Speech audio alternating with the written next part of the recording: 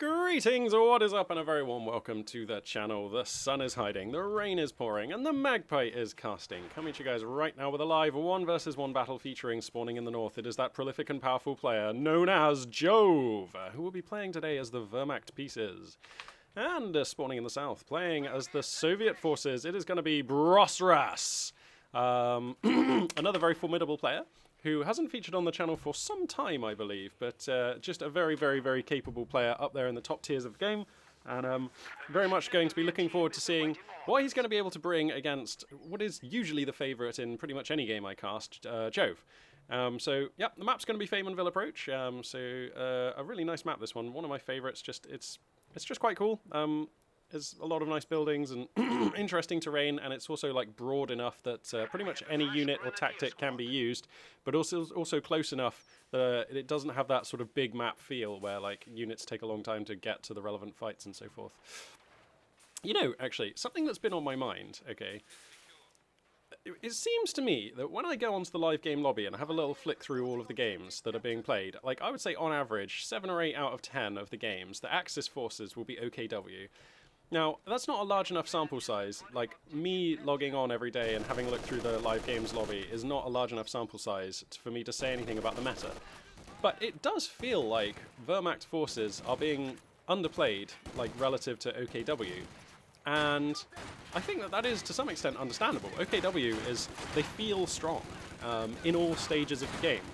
Whereas Wehrmacht, I mean, they're definitely a great faction, and many players have many spicy tactics that they do like to play with this faction, and they're great. I love watching them, but I don't know that they are necessarily as good as OKW. I mean, far be it for me to actually like say that as a fact, or like even like say it's my opinion, but it does seem like I don't see a lot of games with Wehrmacht being played. So when I saw Jove playing a game as Wehrmacht, I was like, you know what, I'm gonna have to cast this one. Similarly, it seems to me like most games, the Allied faction is either Soviet forces or American forces. You don't, or at least personally, I don't seem to see a lot of British forces being used on the ladder. I mean, like, proportionately, relatively. So, pardon me. So, I don't know. I just thought I'd share those thoughts because it just feels like it's been a while since I've seen a high-level game with one player playing as the Axis forces. As the Wehrmacht pieces.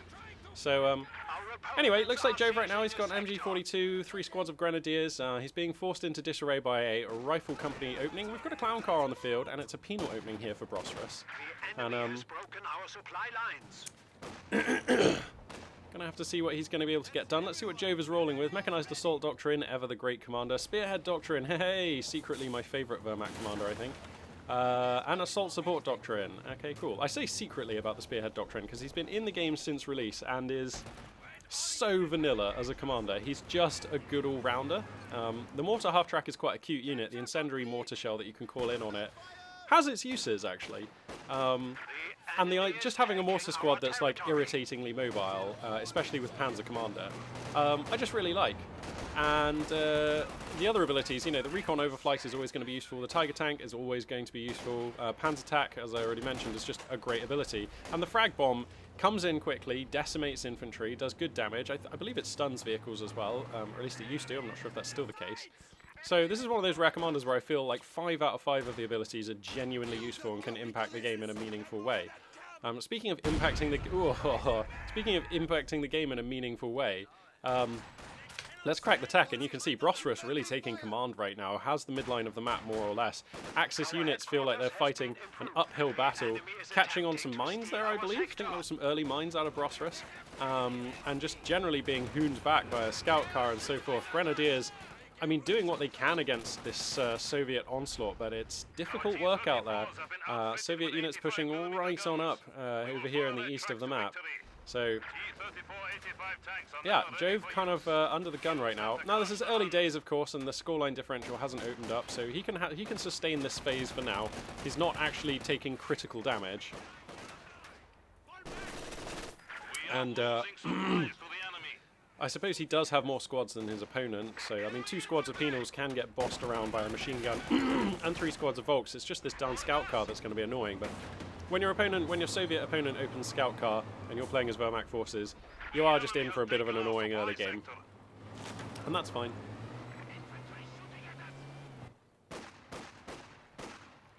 So we do have the infantry company, of course, out here for Jove. Going to be grabbing a bunker with a view to getting some medical assistance going shortly, using 2 squads of grenadiers here actually to expedite the construction of this building. Interesting. Is this because one of his grenadier squads is so horrendously low? They desperately do need some medkits actually. Somehow maintaining control of 2 of the VPs right now is Jove, so that's pretty good. Clown car now repaired, going to be moving on out. He's even going to be going for fuel actually here is Jove, so definitely knows what to prioritize on the map. We've got a commander pick here. Brosras going to be going for the guard motor coordination tactics. And this actually secretly my favorite of the vanilla Soviet commanders as well. You know, the ones that were in on... Because when the game released, I feel like the developers just made like 10 or 15 commander abilities and then produced about like 7 or 8 or maybe even 10 commanders for each of the Wehrmacht and Soviet forces, which were just like different combinations of those abilities that were in on release. And guard motor coordination tactics and spearhead doctrine are basically my favorite of those, of that generation of commanders for each of the 2 factions. The guard motor coordination tactics, again, just another commander where all 5 of the abilities are usually relevant and can have like significant game impact. The T-34-85 is a spicy medium tank. The 120mm tube can feel so disheartening to play against. A great fun unit to use. I really like it. Looks like we've got a 222 here, going to be the choice here for Jove. Makes sense when you're playing against a clown car. Yeah, you get the guards infantry, just always going to be a great infantry squad, and as Soviets you usually want to have access to either guards or shocks, like they're both great. You've got the vehicle repairs, and you've got the marked vehicle. All of them turbo useful, super relevant. Good throughout the game. I feel like you have a decent early game, a decent late game, decent mid game with this commander. So yeah, it's all pretty good. So pardon me, I'm still slightly not quite over this darn virus I've gotten. I'm like getting there though. Anyway, here comes the 222. He's going to be looking for the clown car, and he just immediately finds it repairing here. The auto cannon on the 222 will make short work of this unit. Just going to T-bone this one and then shoot the hell out of it with the autocannon. Boom, there we go. And so ends the clown car phase of play. PTRSs though already on these penal battalions, so the 222 doesn't have free reign of the field by any means, and Jove is going to have to pay close attention to that unit if he doesn't want to be feeding veterancy onto those penal battalion. Looks like we've got Panzer Grenadiers now joining the field. The STG, whoa, the STG equipped Brosras going to be moving on out here to try and hose down some DPS onto these Soviet units. There we go. Wow, immediately forcing a break on 2 units of penal battalions is nice. Is this a 120mm tube? It is. Look at the size of that thing. Donk. Oh, he's not firing. Come on, come on. Oh, he's packing it up. All right. But still, look at the size of this huge tube. Such an interesting design as well with the wheels. Fantastic stuff. Here we go.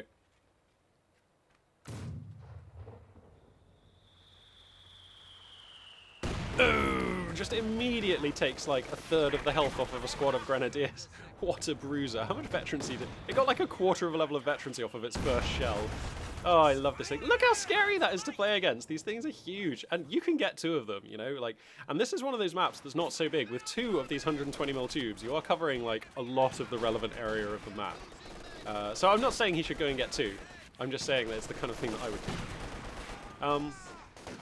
do. Looks like we've got guards on the field now, so PTRSs on those guards. That's a lot of PTRSs now for Brosras.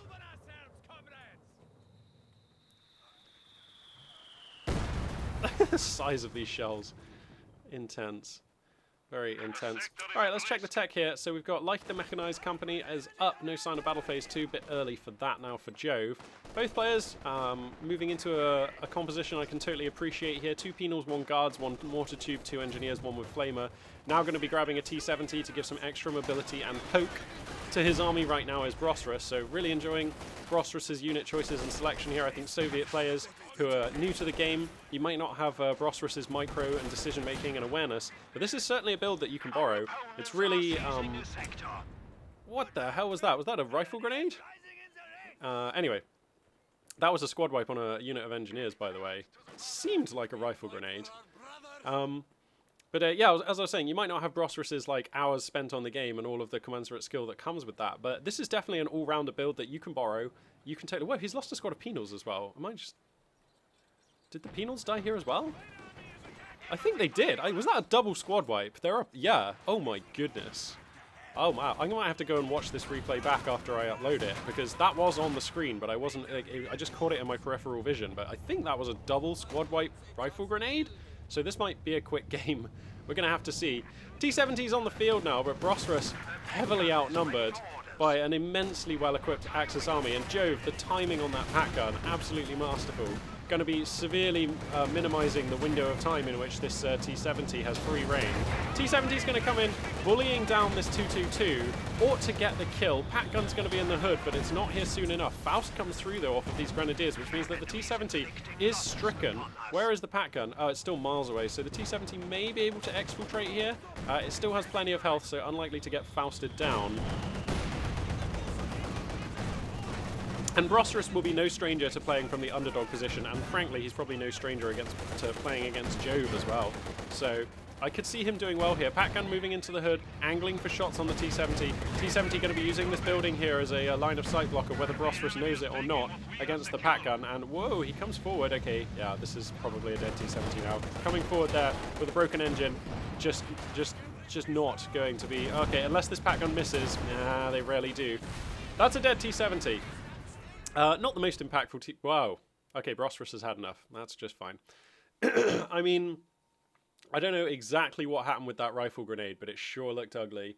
I think Brosras might have just been the victim of a moment of inattention and some pretty bad luck there. And Jove, if you give him an inch, he will take a mile, and we saw that in that game. So, okay, great. Well, we're just going to hop in and cast another one right now. Let's take a look and see what we got here. Oh, we got a rematch between Brosras and Jove starting in 6 minutes. Okay. Who else we got? Deimos and Weckler playing as UKF on Crossing in the Woods. That is available now. That is actually pretty tempting. Weckler very high up on the ladder right now, so I'm going to jump into that one. Crossing in the Woods still probably my favourite map. It just feels so fun to play on, and I like it a lot. Excuse me for just 1 second.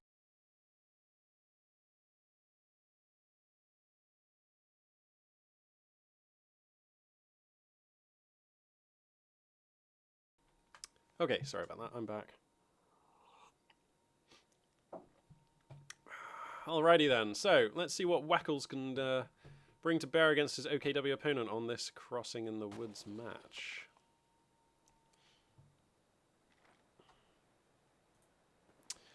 Okay.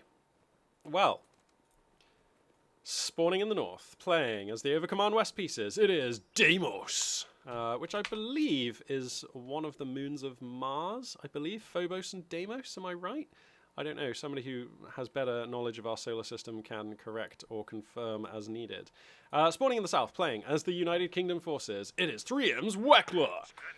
So yeah, both of these guys, super fierce players. Weckler, I was on CoH2.org the other day, and I did check the top 10 standings with each with each faction. And I think I saw Weckler close to, or maybe even top, in one of the factions. Don't quote me on that, but I have a feeling I saw his name up there and was like, dude, way to go. So, yeah, good old Weckles. It's been a while since he was on the channel. Very glad to see him return. Just definitely one of the most dangerous players in the game. And we're going to see what he's going to be able to do here. Deimos going to be rocking Luftwaffe Ground Forces Doctrine. He's also rocking the, is that Feuersturm? That is Feuersturm. And the Panzer Elite Doctrine. What's that what it's called? Elite Armoured Doctrine, yeah.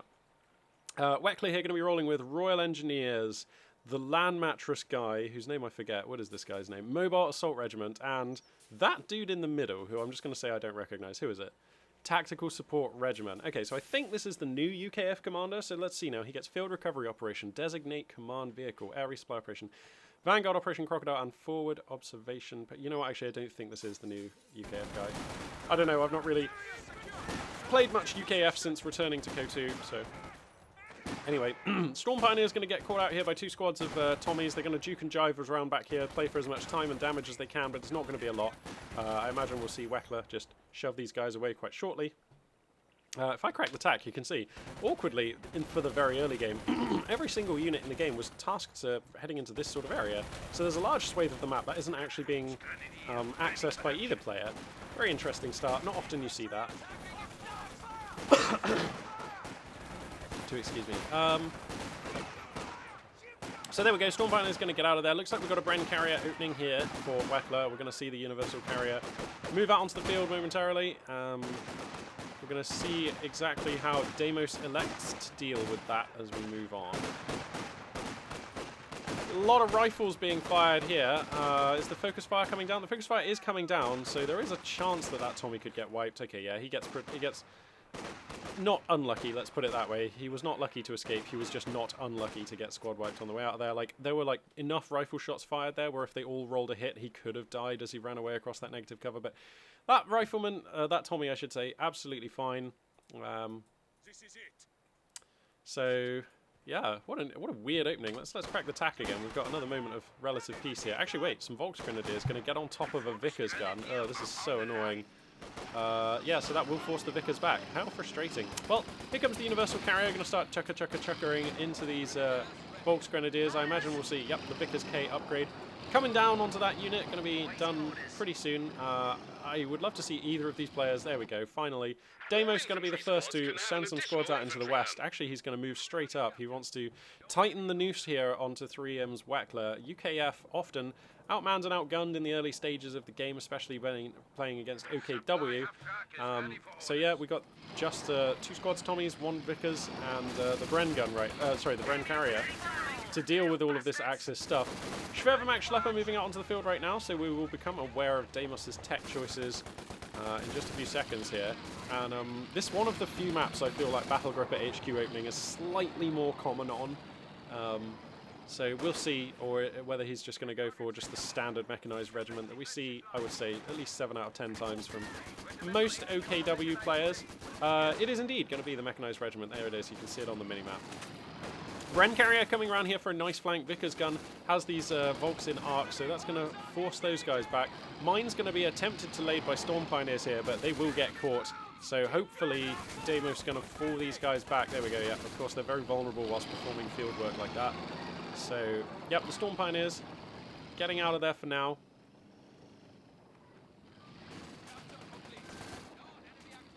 And this little Bren carrier doing a good job of policing the field right now. 3 kills already, a decent amount of veterancy. Whoa, he's going to come right in. Are you sure? Your opponent does have access to Fausts. Is this building not finished? Oh, it just hadn't quite finished. It literally finished as I clicked over there. Okay, so there actually weren't Fausts available. Whoa, this Bren carrier just overrunning here, desperately looking to tag some more hits onto this Volk squad. He's not going to be able to get it. Oof, but closer than you'd like there for Deimos. Let's just quickly check the line of sight here. Okay, so Weckler didn't quite see the mechanized regiment there. The Bren carrier didn't come quite far enough forwards. But that's not like crucial scouting info, it's just useful to know. Ah, Mine's here, going to take out a Tommy, put some damage onto the others. But it's not the most consequential mine hit in the game. Royal Engineer is going to be the choice here for Weckler as we move on to this game. Let's just quickly check and see if he's doing anything crazy. Okay, not seeming to. Cracking the tack here, we can see Weckler dominant right now, has the midline on the field, has slightly more resource income than his opponent, looking to establish a triple cap, but Deimos has something to say about this, coming in with 3 squads of Volks and his Storm Pioneers, so this, the majority of his forces right now, the other Volks over in West about to run into some Tommies. So I imagine we'll see Deimos able to extend his territory here in the east of the map while we see West continue to fall to the UK forces. It's going to be a Panzer II build here from Deimos. This is just a good map for a Panzer II. Very open, lots of terrain for it to traverse. Very easy to police your opponent's infantry with that light tank on this map.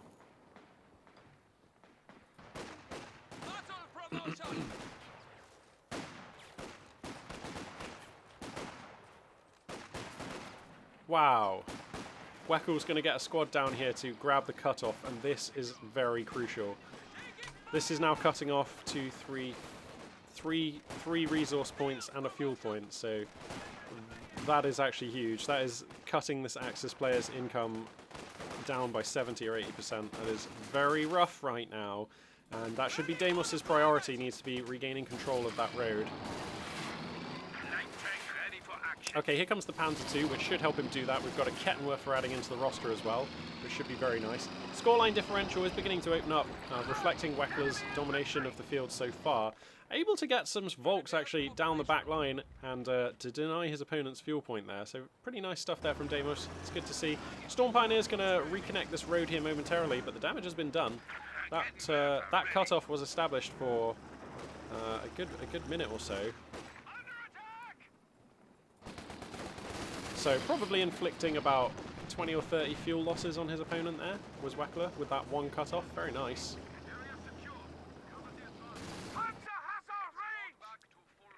There we go.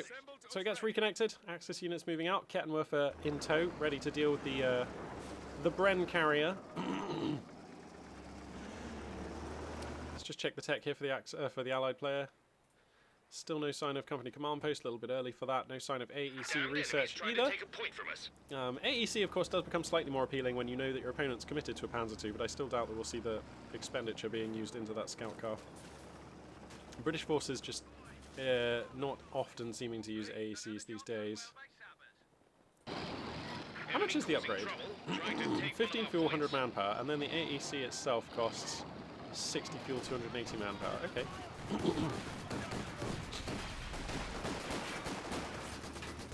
Panzer II going to get stuck in here. Nothing really that can hurt the light tank just there, but there is a quarter-pounder anti-tank gun coming over here.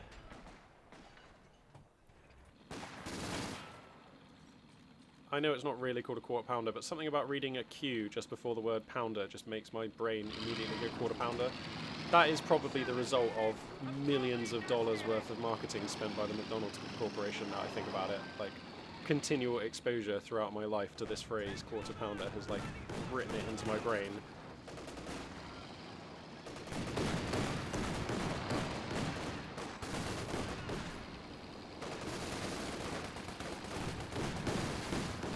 Okay, we've got Panzer Elite Doctrine, and we're going to see the 221 Command Scout car come out here momentarily.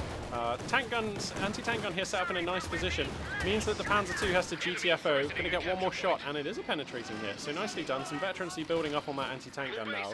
If he can keep that one alive, it'll scale really well into the mid and late game. Here comes the 221 onto the field just now, so we're going to have access to the funky suite of abilities that unit provides, as well as a little bit more anti-infantry punch. Wow! Kettenwerfer here gets a fantastic shot into that Bren carrier, takes it out, 2 stars of veterancy on that Bren carrier, and it was still doing work with a lot of targets on the map, so that one a nice unit to wipe out at this stage in the game, nicely shut down there. 221 also going to be policing the field here, keeping Weckler back, and we've basically had a reversal of the situation as it was about 5 minutes or even less ago. It's now Axis forces who control the midline of the map. Weckler finds himself under a triple cap. Axis forces with double fuel control. So Deimos in the ascendancy right now, looking really nice. And it is an AEC. We do have the AEC, so here it comes. Weckler feels like it's a good idea to go for an AEC when he knows that his opponent has 2 light vehicles on the field. And yeah, that's a pretty smart choice. I actually think I like this. And this is also a really good map for an AEC. I feel like microing the AEC, to some extent also the Puma, is really similar to microing also like a sniper. Like, you just want to keep it in range, but at the longest range of like enemy armor, and just keep it plinking in for damage and being super annoying, and just try and make it sure it never gets caught. So anyway, looks like we've got the radio transmitter upgrade, the FUG 12 radio set. You can see the aerial now on this 221. This gives the signal relay and lockdown abilities. So I need to refresh myself. What do these do? The 223 is able to intercept incoming radio transmissions, pinpoint the location of enemy vehicles in the fog of war. Wow. Oh, it's a 223. Sorry, I thought it was a 221. It's a 223. Right, okay. 223 So, and then it also gets the, what was the other ability? Sorry, it gets signal relay and lockdown. Where is this lockdown ability? Lockdown. The 223 sets up in a friendly sector, immobilizing itself in exchange for increased resource production? What? Which he's using on the fuel? Ready to execute. What? That's so dope. I did not realize that was an ability that... I want to play with this commander now. I mean, I've always been a bit of a Storm Tiger fanboy, Check out for those of you who haven't seen, just do check out the Storm Tiger compilation video that's on my channel. Just a small showcase of some of my Storm Tigery that I've done in the past. But enough about that. We're losing a capture point. So, okay. Axis forces pushing hard right now. Going for the cutoff.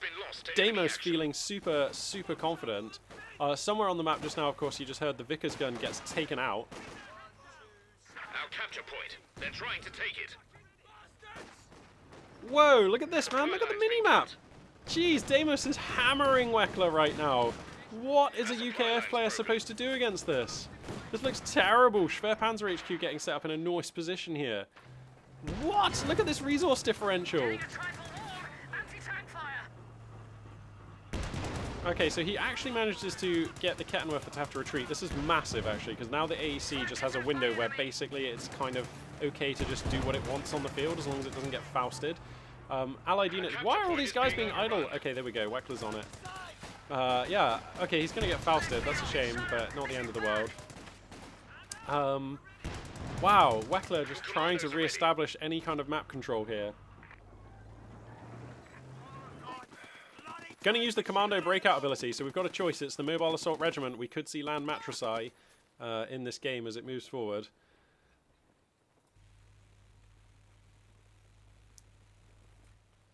The plural is certainly matrices. I don't know why I said matricide.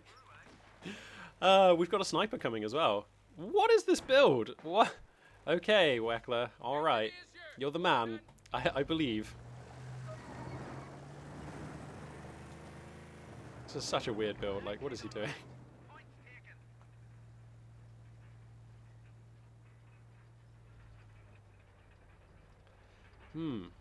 Okay. I mean, it's not that I don't like this roster, but I do worry that, you know, pretty soon the OKW player is going to just have access to units that go over the top of, like, everything that Weckler has. So that was a mine on some Tommies. Obviously, we see that the 5-man Tommy upgrade has completed. This is going to be a really tough game, though, for Weckler. Like, okay, he managed to establish, like, a reasonable amount of map control. Crucially, still possesses one of the VPs. Kettenwerfer in a lovely position, going to be slapping this AEC around. Faust comes down, so this is now an AEC in severe jeopardy, and it will be taken out. The last thing that Weckler needed to be happening there. Wow, why was the AEC in such a forward position like that? Was he just angling for the Panzer II? I feel like you have to be more cautious. Oh no! Deimos just comes hammering back in to just take this cut-off point. And there's just not much that can be done here. The man from Scotland going to be busting some Axis skulls. But is it enough?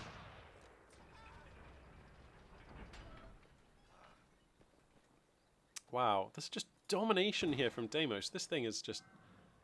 I did not realize that the 223 can lock down a point. This is such a useful ability. It's like such a useful unit.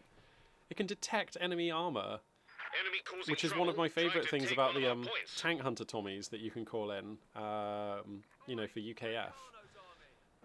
Being able to detect, just having awareness on your minimap of exactly where your enemy's vehicles are just before they reveal themselves out of line of sight is really useful in my experience. Just means that you can always have all of your vehicles and anti-tank weaponry oriented in the correct direction. So as soon as the enemy vehicles come out of fog of war, they're getting dinked by all of your anti-tank resources. Panzer IV here going to be the choice for Deimos, and I love the choice. It's great. This, of course, the quickest medium tank that OKW can produce, the quickest armoured option above, well, the quickest armoured option from the Schwerpanzer HQ, let's put it that way, that OKW can produce. And when you are in this much of an advantage position, plenty of mines here are actually going to get defused. But yeah, when you're in the advantage position this heavily as OKW, what you really want to do is like smash your opponent in the face before they can stabilize and recover. And the Panzer IV represents the best choice for doing that. It's going to arrive the fastest and hit the hardest when your opponent is least the well prepared for it. So here it comes. And this is going to be tough.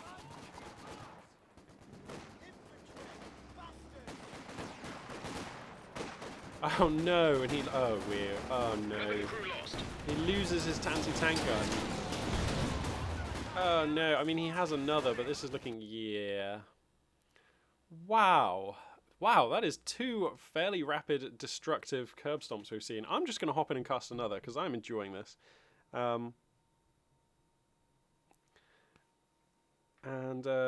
Sorry, I just have to send a message from my telephone.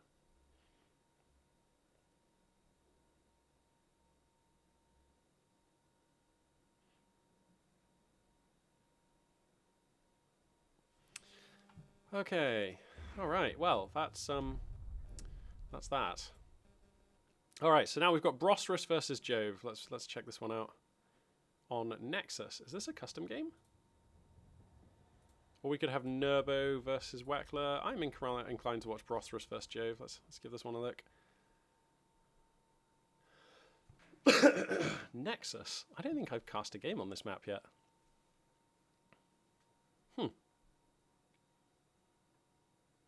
Alright, well, looks like Brosras going to be braving the Wehrmacht to pieces himself.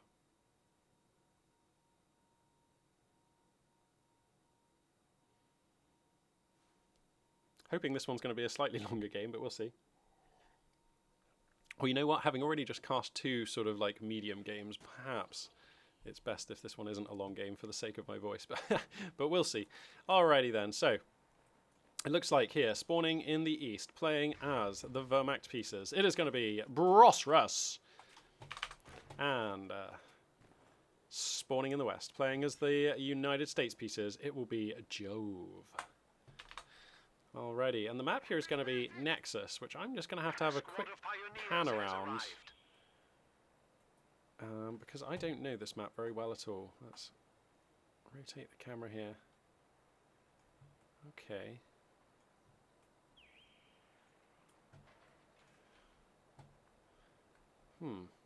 Alright. I think I like what I see. It's quite an open map, but there is a large amount of cover and some line of sight blocking scattered around the place in these buildings and walls. But the overriding feeling of this map is that it's quite open. There's not very many movement blockers at all. If you want to move in a given direction, you're basically free to on this map, aren't you? Some pivotal structures that begin on sort of half health in interesting positions on the map. Fuel at each pole of the map. Munitions on the doorstep of each base. Cut-off points in very interesting positions as well as these initial scuffles come down. This is a double pioneer opening here from Brosras.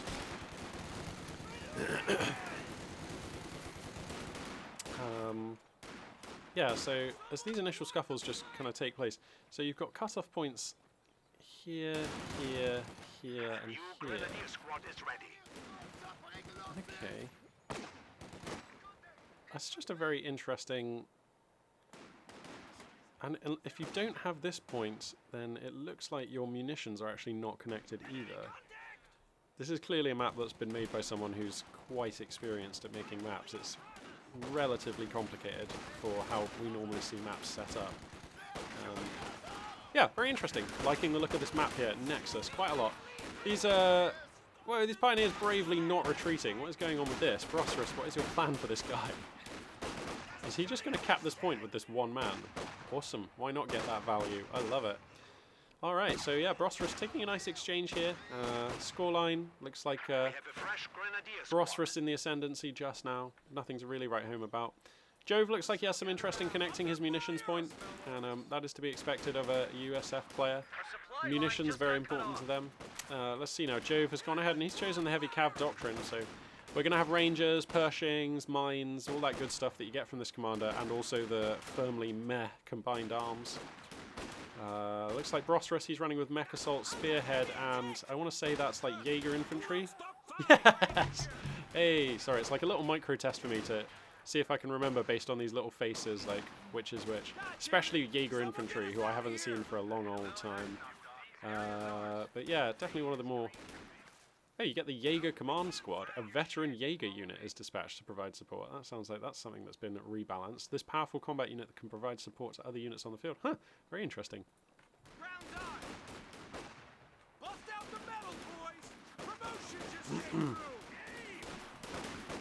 Alright, this is too many riflemen on the dance floor here for these Germans.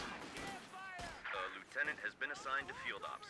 And as you can hear, that is a lieutenant that's just been finished. So Lieutenant Tech here going to be Jove's choice moving forwards, and that does make a lot of sense. The Lieutenant, just the stronger choice, I think, certainly to take first. I've seen American players recently on the channel be going for Lieutenant and then rapidly after Captain, and I think that's quite cool. How much does it cost, actually? Oops. Sorry. Production upgrade accomplished. Where's the Captain? Okay, it's the last one I've clicked. What? Ah, here he is.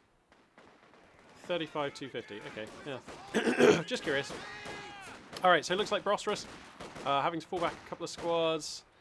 Fairly even trades in these battles so far. Lieutenant going to come on into the fight here.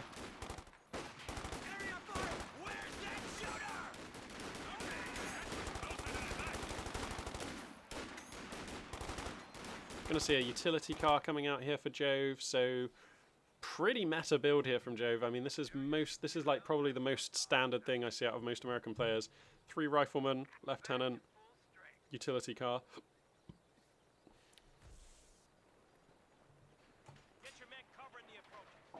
3 squads of grenadiers. I mean, the 2 pioneers is super optional, and I would say most Wehrmacht players would have grabbed an MG by now, so Brosras, not the most standard build, but this doesn't look super unusual by any means. Rifle grenade here going to catch a rifleman. Oh, these riflemen are going to stand in the fire. Is that wise? Do those barrels burning actually cause a DPS? No, they don't. Okay. Well, I mean, Jove would know.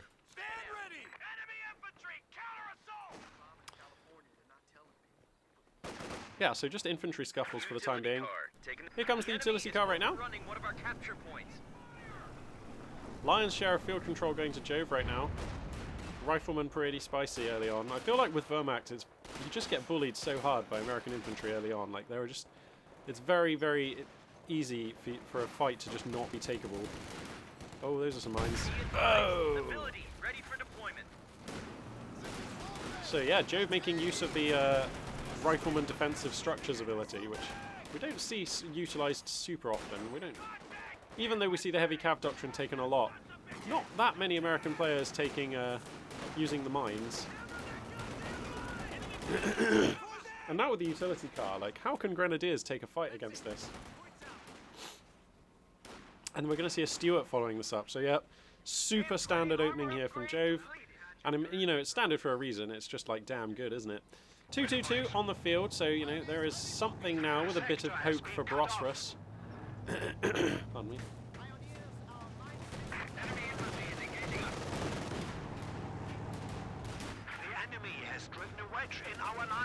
Alright, so he's looking for that utility car. He doesn't find it immediately, and he's probably not going to get it. Oh, really? Really? We just get the engine broken on this thing straight away?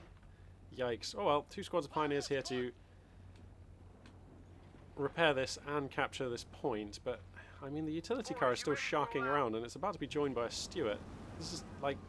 Brosras, you need a pack gun, my friend. Let's see. Like the mechanized company is established. How much are pack guns these days? Like 320? Yeah. Oof, that's pretty expensive, really. I mean, they're very good, so... Yeah, he knows he needs a pack gun, right? We have to see a pack gun next.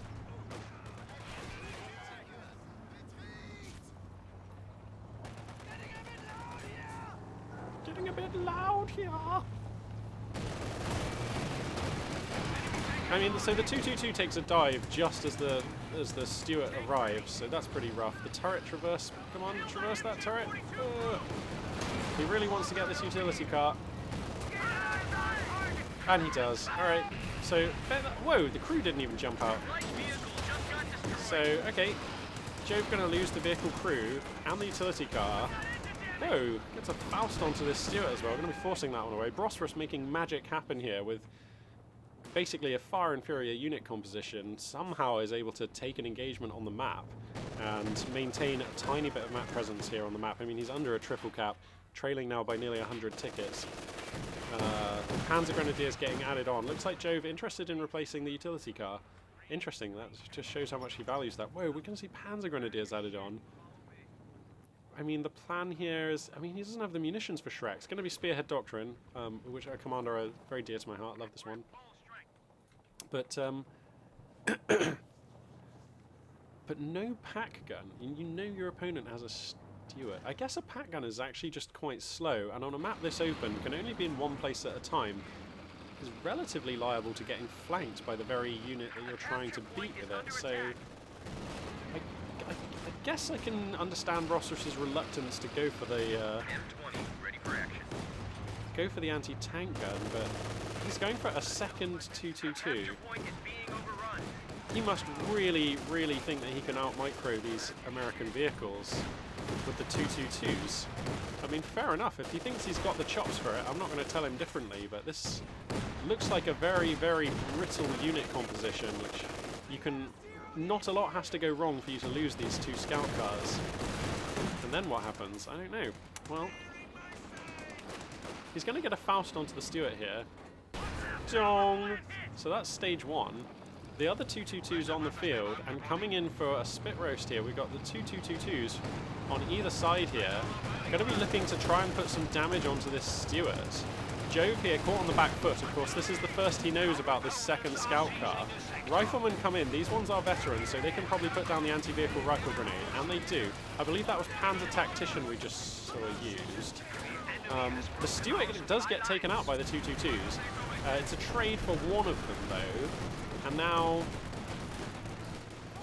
That's kind of amazing, to be honest. That's just a great place for Brosras to find himself in. These riflemen are going to be pushing hard. He really wants to grab this 222. The cooldown on the anti-vehicle rifle grenade, actually it's the munitions that are limiting him. He'll have the munitions now, so he can put down the rifle grenade now if he wants to. Okay, there we go. They got wiped out. But somewhere in all this, a rifleman squad, I believe, was taken out, and this is such a weird game. Now, he could lose another rifleman squad here, because these Panzergrens are on the fallback path. Okay, that rifleman squad gets out of there. That's lucky. What is this I'm seeing? I'm very amazed that Brosras is able to get so much done with an Axis composition that I was a little bit disdainful of, actually. I was skeptical of the double scout car. And his field control is still atrocious. He's trailing by so much now. 200 at the 10-minute mark.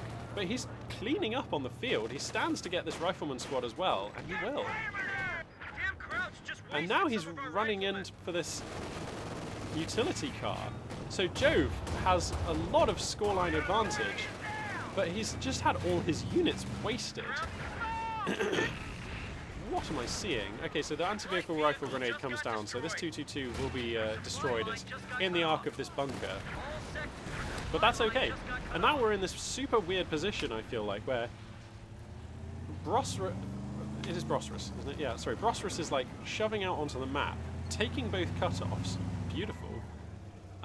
Jove with just not enough forces to get anything done. But he has the time. He has the time to get his army back together. And look, see, he immediately calls in some rangers. Good choice. Gonna go for another squad of riflemen. Likewise, I like this. And then he has a few minutes grace provided by his... I mean, he's actually still got Brosras under a 2 cap here. So Brosras really needs to get onto these victory points. I appreciate that he's grabbing resources and denying them from his opponent, because that is also important. But like, I'm very worried for him that he hasn't managed to get these victory points, because Jove's advantage in this game, I mean, this army already looks like it might be able to take some fights on the map now. Still has the lieutenant, 2 squads of riflemen and rangers. That is punchy. And all the Axis army consists of right now are infantry squads. So this is definitely doable for Jove. A third 222 going to be the choice for Brosras. The enemy is overrunning one of our capture points. Just one of the weirder games I've seen, to be honest. That's a rifle grenade. Oh, Jove. Didn't quite see that one.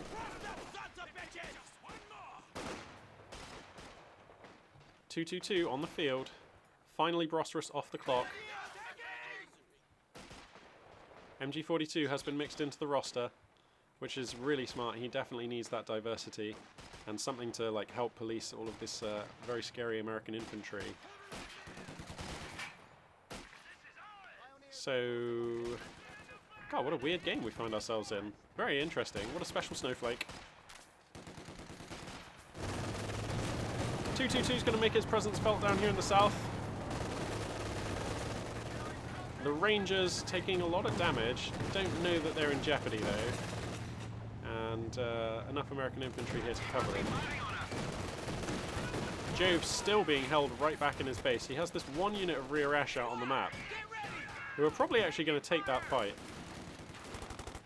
MG42 has pushed forward into such a nice position though. 222 heads up here actually, so the rear ash will get shoved back, enabling Brosras to complete the triple cap here momentarily. Let's check the tech here for this Axis player. No sign of battle phase 2. I actually wouldn't hate a mortar half-track right now, because you can put incendiary rounds in this area and it's just annoying. I mean, that's probably quite a noob strat. It's probably not something you'd see players at this level do, but like, it does feel like a mortar half-track would make it significantly more difficult for Jove to re-establish his map presence. Looks like Panzer Grenadier is going to be sprinting in here, trying to get maximum damage on these allied infantry, but they are getting shredded up right now. Bundaroo grenade comes through. That's more or less a miss. Nicely microed there by Jove. Major tech is on.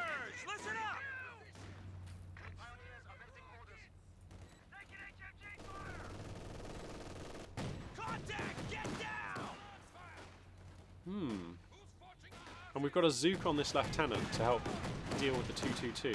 But Jove's position still so compacted, but he still has a huge, like, 200 odd ticket lead. 193. Enemy forces are securing our territory.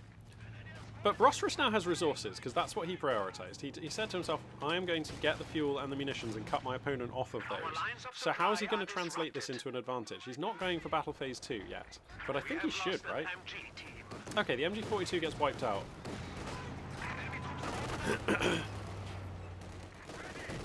Gets remanned, though, by some pioneers, so that's fine.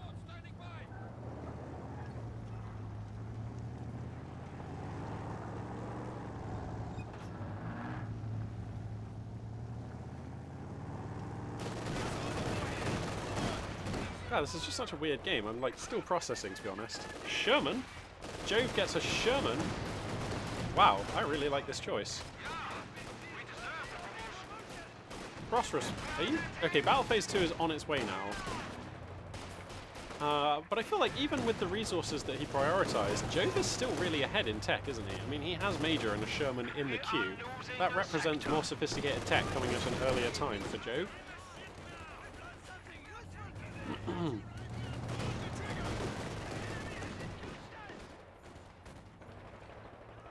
God, just a really interesting battle.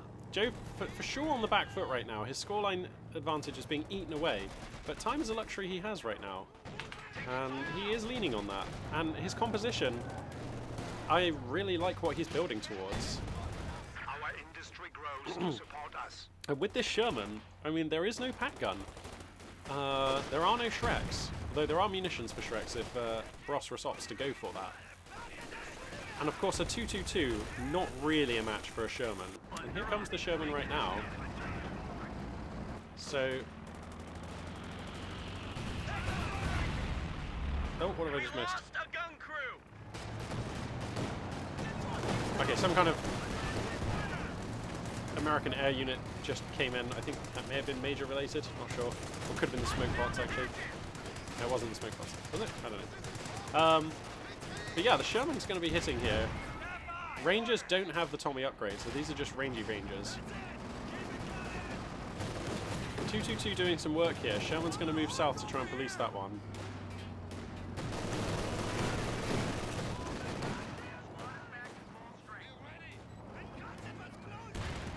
No, this is just... honestly, it's quite hard to tell who's actually winning this game. I feel like it's definitely still Jove, right? Because he's slowly taking back field control. He has the superior tech. He still has a pretty sizable... Well, he has an advantage on the scoreline. A pat gun is on its way. No sign of the okay, he's gone to battle phase 3.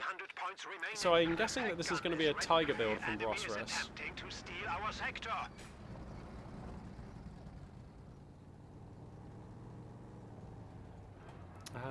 So yeah, this should be a Tiger build for Brosras.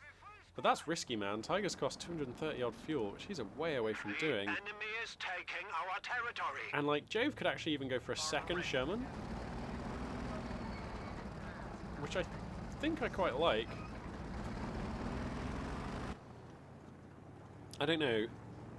Does he know? Yeah, so he knows that Brosras has gone for Spearhead Doctrine because he's seen Panzertech. So I guess Jove probably, knowing that, will not be going for the second Sherman. He'll be going for a Jackson. Those high explosive shells on the Sherman look absolutely terrifying, don't they? Got a captain. Hit the field.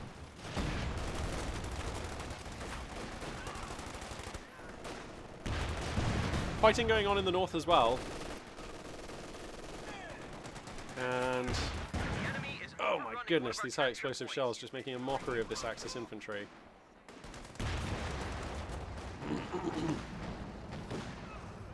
Oh, possibility of a squad wipe here. Yeah, the 222 is going to pick that guy up for sure.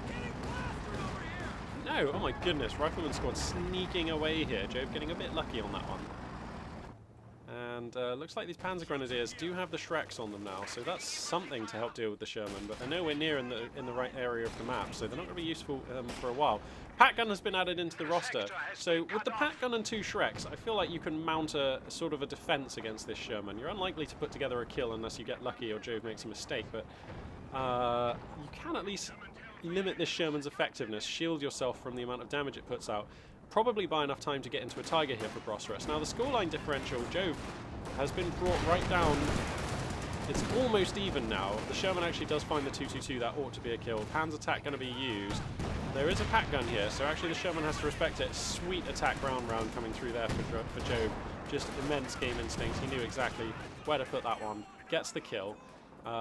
Sherman going to GTFO as well. It might. No interest in getting snared and pinned down by a Pat gun and Shrek-toting Panzer Grenadiers.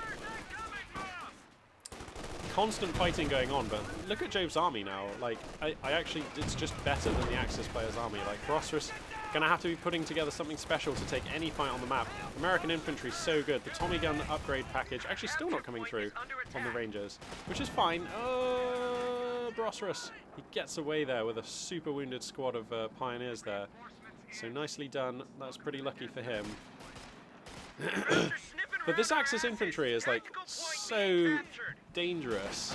And Jove has mixed in a machine gun, he's got Rangers, he's got Zooks. Like, this is a scary American infantry lineup. Sherman gets its first star of veterancy, which gives it the radio net. Increases its rate of fire and line of sight range when allied tanks are nearby. Oh yeah, I forgot about how American like vehicles' first star of veterancy is like super meh. Yeah, that is not. That doesn't feel like the best ability. Who knows? Perhaps it's been rebalanced since I actually paid it any attention before, but it's never been great in the past. Okay, so we're getting close to Tiger territory now. Another minute's worth of saving, and he could actually call in the Tiger. So we're seeing an anti-tank gun being purchased by Jove right now, making the preparations to be able to deal with a big cat. Pretty much extended fighting going on over large swathes of the map here. Anti-tank gun, ready for action. But Brosras is just getting the slightly worse end of all these fights. American forces, if you're just going to be rubbing infantry squads up against each other, American forces, 1 for 1, will just kind of beat down Wehrmacht squads. And that's what we're seeing. Brosras' position has become systematically more and more compacted here, as he's just on the back foot saving for this Tiger. And I just think Jove is going to be ready. We're probably about 30 seconds away from Tiger. And Jove has Zooks, a Sherman, and an anti-tank gun, which is, you know, on a map this open. It's not enough really to put together a kill on the Tiger unless you get very lucky, but it's definitely enough to deflect most of the value that Tiger would be providing. And look, yeah, see, just American infantry just pushing the Axis infantry around. Pardon me. Well, here's the Tiger tank. All done here, boys. I think that's a major artillery barrage.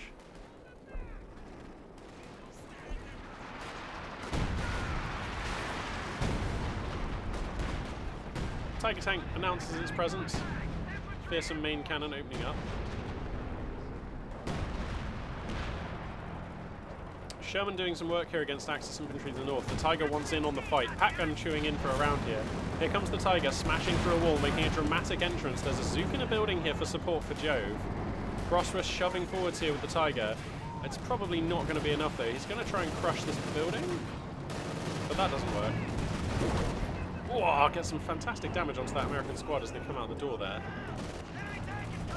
MG42 pintle mount finishing immediately here for Brosras, who needs to desperately needs to grab a resource point. Jove here in danger of establishing a triple cap lock. And that is going to be dire times for Brosras, who just doesn't have the tickets to spare at this phase in the game.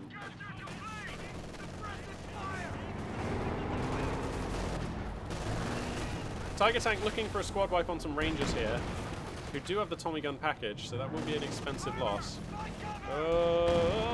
It's a lot of misses being rolled here by Brosras. Oh my goodness. Okay, he gets them. Pursues into an anti-tank gun there, so going to take some damage on the Tiger for his trouble, but that's fine. Pioneers in the hood there to repair that unit. And Brosras gets some units onto north, he gets some units onto mid. So, he alleviates his most pressing concern, that of the scoreline, for now. But he has to basically never lose map possession again for the rest of the game. Like, 97 is not enough tickets. He'll bleed them out very quickly if Jove can establish a triple cap. So, just a tough position to be in. Looks like the mortar half-track going to be brought in now. And I do like this because this game is going to be about controlling these points now and having something that can throw down smoke pretty often, throw down incendiary, which does deny a capture point for some time unless your opponent is happy standing in incendiary fire. And also just taxes your opponent's manpower with like repeated mortar shots, and it's fairly accurate. So yeah, in fact, you know what, if he has the money, I would actually love to see him get a second mortar half-track. That's a Pershing, of course. Oh no, this mortar half-track. What are we doing here? Okay. The Pershing detects it. Tiger tank moving in. The Tiger tank is mostly repaired. Pack gun finding a couple of nice hits onto this Pershing.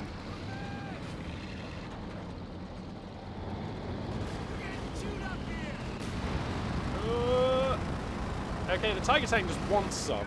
It is belligerent. This is a brawling Tiger.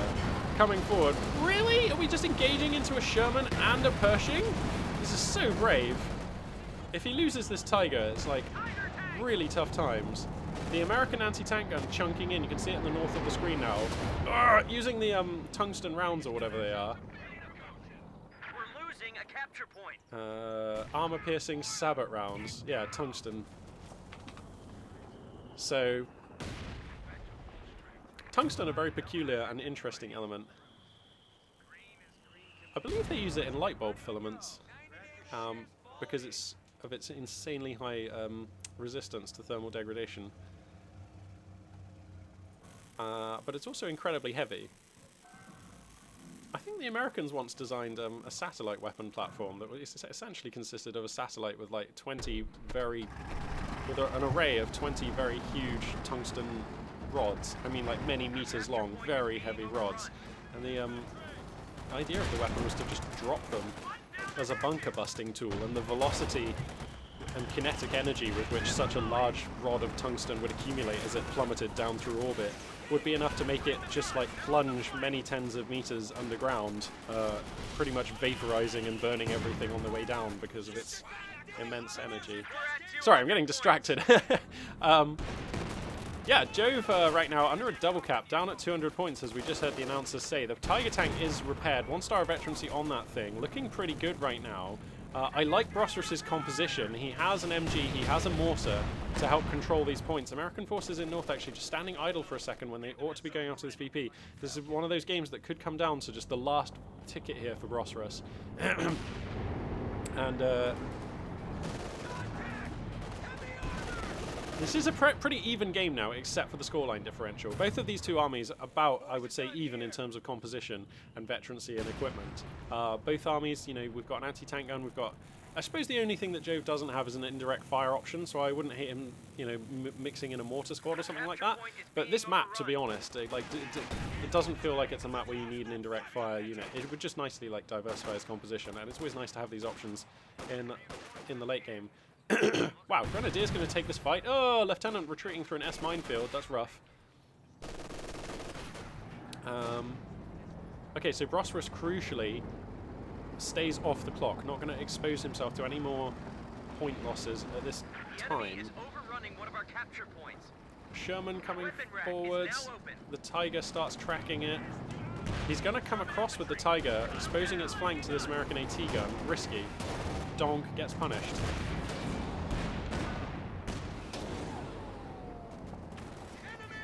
Panzer Grenadiers want a piece of this AT gun. Going to come forward for a possible bundle grenade.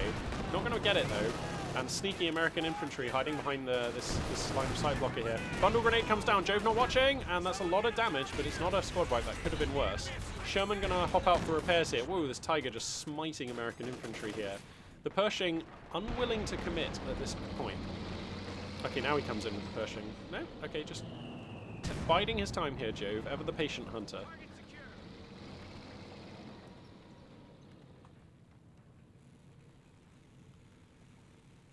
Super interesting and tense sort of standoff we've got here. What a late game to find ourselves in. I feel like this game delivering in all of the ways that the other games we've cast this morning did not.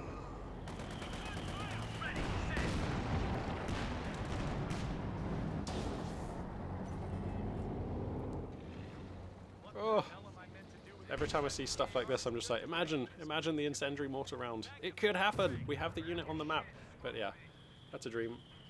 Incendiary mortar barrage is actually just being used. Where's this being used? Or, I mean, the cooldown is on, so it's being used somewhere. Oh, I've missed that one. Never mind. Oh, no, of course, the cooldown triggers whenever you use any of these barrage abilities. I remember how this unit works. Yep, sorry.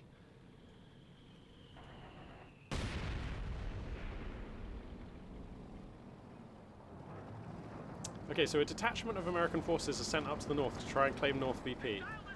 South, firmly in American hands, Overwatch provided by a 50 cal. Mid, firmly in Axis hands, Overwatch provided by an MG42 and a pack gun. So, can these American forces get the work done, or are they going to stand here? I guess we're going to use the Sherman to plow through this minefield. There we go. And that's going to clear the way for the American infantry to come through and capture that point. Wow, 2 squads of Grenadiers immediately caught out by that Sherman. But at least the information is now given to Brosras, who can respond.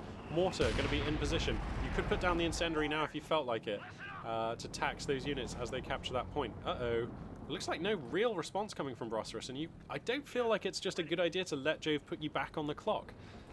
So what's the plan here? I'm not really sure. We're going to reverse the Tiger into the area. Interesting.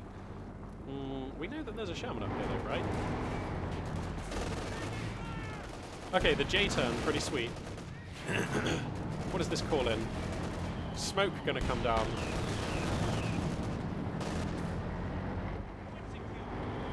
Okay, Brosras is back under the clock. There are pioneers trailing this Tiger though, who will be able to help repair. But then Jove just kind of gets mid. Like, there's not a lot to deal with the Pershing here.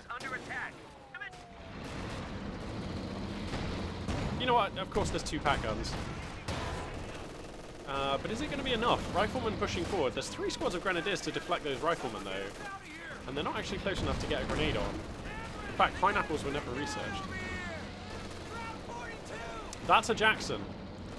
Wow. I feel like that's the ace card here. Jove just going to lay down the final play. Brosras gets himself back off from under the clock, which is good. He needs that desperately. Tiger is about to have 2 stars of veterancy as well. point is under attack. Which is going to increase the range and power of that 88. So... Our supply line just got cut off. I should say accuracy and range.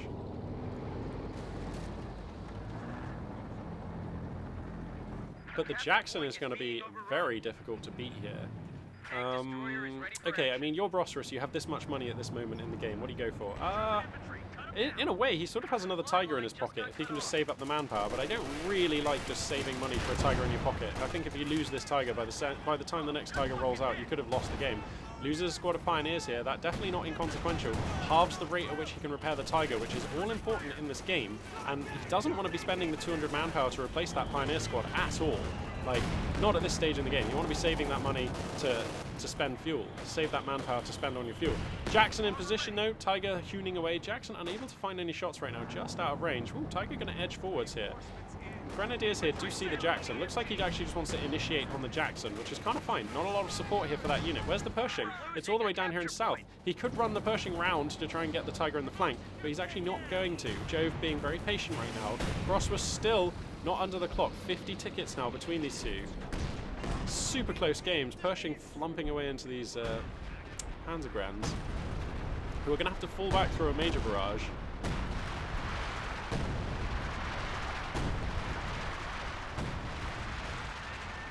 Okay, well, Jove's position now, surprisingly compacted. Brosras has a moment to establish a position.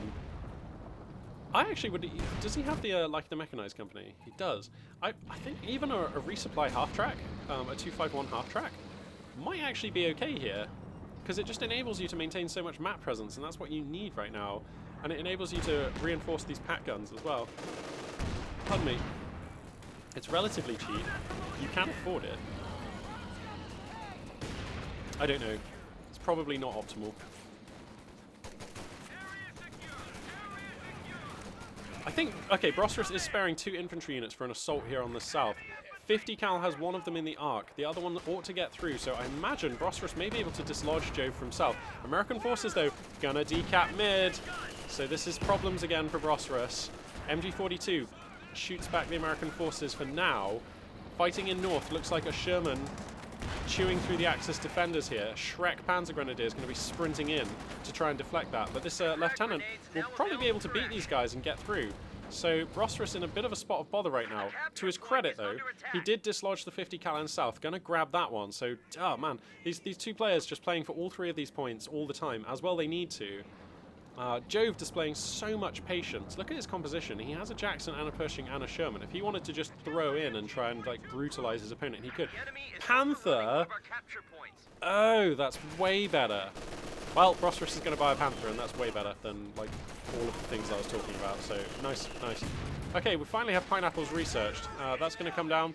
Going to give up this MG42 crew, so that'll be a squad wipe on these guys, I would have thought. And someone killed this guy. How is that MG going to get out? That's pretty lucky for Brosras. Jove retakes south. Not entirely sure what happens here, but I think the Pershing just cleared out all of the Grenadiers who were being active down here. Rear Esh going to resupply, going to regrab the point. Mid is now neutral. North in Brosras' hands, but there's not a lot defending here, so all it would take is a couple of American infantry squads to walk up and grab that one, really. I mean, I know the Tiger is like nominally here, but wow, Panther. Okay, so now I think he has to save for another squad of Pioneers next. Like, you need another squad of Pioneers for 2 reasons. You need 2 Pioneers worth of repairs, and also, if you lose these Pioneers, that's basically game. So, I think he needs another squad of Pioneers here. Tiger Tank going to try to defend here. Pershing and Sherman and the Jackson coming in to try and deflect the big cat. Mines are being set up by Pioneers, who do actually complete the job. Have to fall back, though. This Lieutenant getting boomed on. A Tiger Tank, no joke. Hackman comes forward to help support. There's fighting in mid as well. Jove pressuring with the Pershing in mid. The Tiger Tank is just taking this fight, though. The Jackson rolling terribly against the Tiger Tank.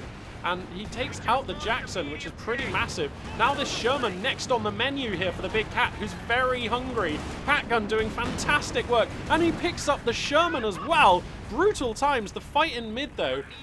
How... Jove did not have infantry on this point, so he's only just now starting to access it and capture it. So at the moment, it seems like he's lost the Jackson and the Sherman for negligible returns. The Panther shows up to dislodge the Sherman. The anti-tank gun is here, though, to deflect the Axis medium. And this heroic captain squad trying their hardest, but Grenadiers with an LMG-42 just do the DPS. Jove ain't going to get the capture here, and I feel like he needed that. That's what he was playing for. He put so many resources into that, and Jove's position now looking measurably worse than it did just a couple of minutes ago. He's having to replace the Jackson, which is smart. The loss of the Sherman, okay, that represents some blunt firepower that he's lost there. Is he going to get this Panther?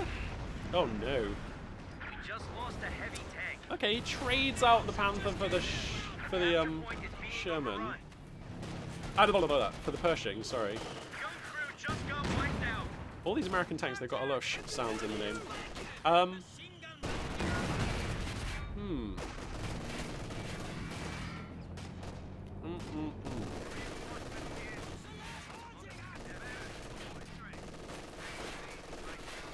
Well, where is the rest of this squad? Oh my god, so spaced out. Does Jove just lose now? I mean, I think that was it.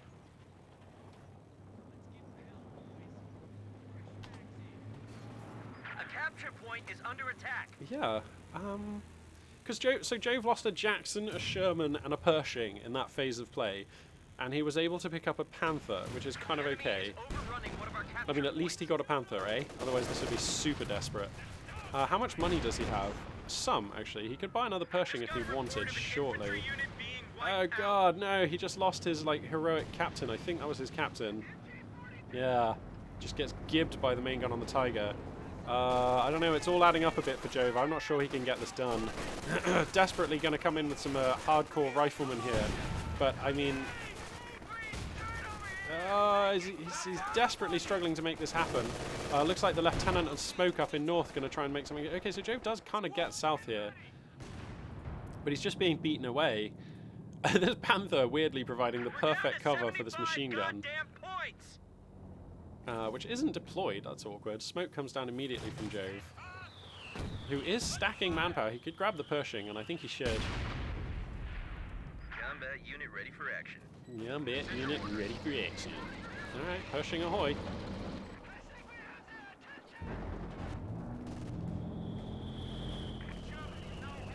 How has this mortar half-track been doing? 5 kills, nearly 2 stars of veterancy, that's just fine.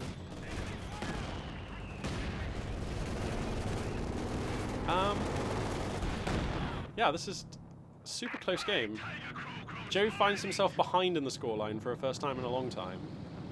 Pershing commits down to the south, going to push aside these Grenadiers to enable some...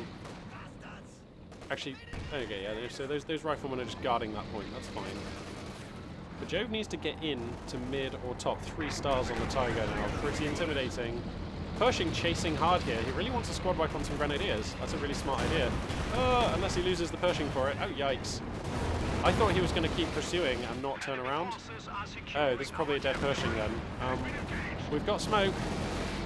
We've got smoke, but oh no. That's just a dead Pershing. And with it, I feel like Jove's hopes in this game. Smoke! That'll be that. And now... Okay, Jove is grabbing north. Oh, what was that? Jove was grabbing north. And then something disgusting happened. Was that a mortar hitting a minefield? Just blowing up under those poor Americans. Oh no. Oh no. Well, there we go. Epic game from Brosras, taking Jove out in the final moments of this game. That was a very back and forth affair. And there were definitely moments of massive domination for both players. Jove getting the upper hand for most of the early game, and then Brosras having a sweet breakout. Do you remember at some point in this game, Brosras got the breakout, and he immediately went for the 2 cutoffs here and here, and then it grabs the fuel, and he prioritized going for those over going for the victory points, despite at that point in the game being behind a couple of 100 tickets. So very brave stuff. But ultimately, Jove was able to rebuild and come up with a fantastic composition where he was able to slowly but surely push back, take the midline of the map, during which time Brosras was saving for the Tiger tank. The Tiger arrived, and redress the balance of power. And Brosras able to utilize the significant power of the big cat combined with a very nice Axis composition, using the mortar half-track, using pat guns, MGs, grenadiers, panzer grenadiers, correctly applying them all over the map, and just maintaining enough control over the victory points where he was actually able to erode down Jove's massive ticket lead and come back into this very gritty, grindy late game where every single engagement and every single squad was very, very, very critically important. The pivotal trade came down to that phase of play where Jove lost in rapid succession his Sherman, a Jackson, and his Pershing, which had some veterancy on it, the first Pershing. And he got a Panther for that, which it turns out just wasn't really enough. He almost got the Tiger up in north, and I feel like he was slightly unlucky not to. There's probably a timeline where he gets that Tiger, and this game looks really different. But we're not in that timeline, and Brosras here able to navigate a sweet win with Wehrmacht against Jove. So some very impressive stuff there. Yeah, wow. I mean, that kind of wraps up my analysis of this game. That's how it went. Just really interesting, and what an interesting map as well. Nexus, very cool. Very cerebrally set up with capture points in very intriguing locations, and just very, very cool game. Very glad I caught that one, especially after the first couple of games that we tried to jump into this morning, which were less than high octane. Cool. Wow. Another brilliant day's cast. Much enjoyed. So yeah, thanks very much for watching. And this for now, Magpie 842 signing out.